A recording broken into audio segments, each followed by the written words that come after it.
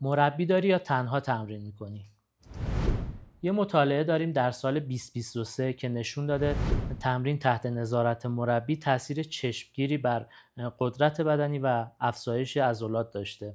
این تحقیق که از 36 زن و مرد جوون درش استفاده شده، اینها به صورت تصادفی به دو گروه تقسیم شدن و یک گروه تحت نظارت مربی و یک گروه به صورت تنها و از روی یک برنامه تمرینی به مدت 8 هفته به تمرین پرداختند.